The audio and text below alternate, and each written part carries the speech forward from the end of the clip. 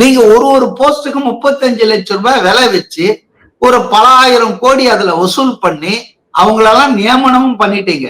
இதுல என்ன விஷயம்னா, இது இல்காட்டன் மணி, சட்டப்பூர்வமா நீங்க சம்பாதிக்கல.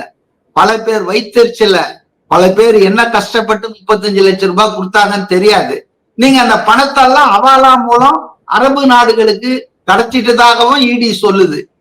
ரிட்டனாவே கொடுத்துருக்காங்க.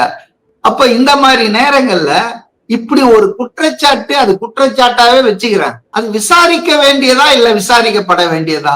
விசாரிக்கவே கூடாதா? அமைச்சர் மேல ஒரு குற்றச்சாட்டு வந்தா இன்னைக்கு பாருங்க, ஹைகோர்ட்ல எந்த அளவுக்குன்னா, விஜய் குழந்தைகள் மூலம் குடும்ப உறுப்பினர்களை அப்பா அம்மாவை நிர்பந்தப்படுத்தினாருன்றதுக்கு ஒருத்தர் கேஸ் போட்டிருக்காரு.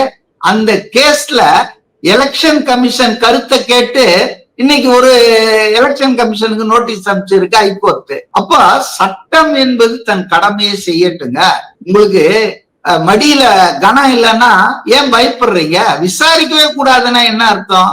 இதே ஒரு சாதாரண ஆள் 500 ரூபாய் வாங்கிட்டான்னா அவனை உடனே சஸ்பெண்ட் பண்றீங்க, அவன் மேல ஆக்ஷன் எடுக்கிறீங்க, அரெஸ்ட் பண்றீங்கல்ல. அப்ப அமைச்சர்னா என்ன 2 கொம்பு வருதா? Is also public servant. அப்போ விசாரணைக்கு பண்ணணும்னா எஃப்ஐஆர் போட்டாதான் அது கோர்ட்டுக்கு போவோம். நாங்களே விசாரிக்கிறோம்னு சொல்லி அப்ப இந்த காவல்துறையினர் பண்ணிட்டு இருந்தாங்க பல மாசமா. எப்படி விசாரிப்பாங்கன்னு நமக்கு தெரியும் இல்லையா? செந்தில் பாலாஜி அமைச்சராகவே தொடர்வாரு, ஜெயிலே இருப்பாரு. அப்படின்னா அவரை எப்படிங்க விசாரிப்பாங்க? ஜெயில இருக்கிற திரை அதிகாரிகள் அவரை மந்திரியா ட்ரீட் பண்ணுவாங்களா, பிரிசனரா ட்ரீட் பண்ணுவாங்களா? இருந்தாரா இல்லையா பல மாசங்கள் அமைச்சரா? கண்டிப்பா இருந்தார். அதனால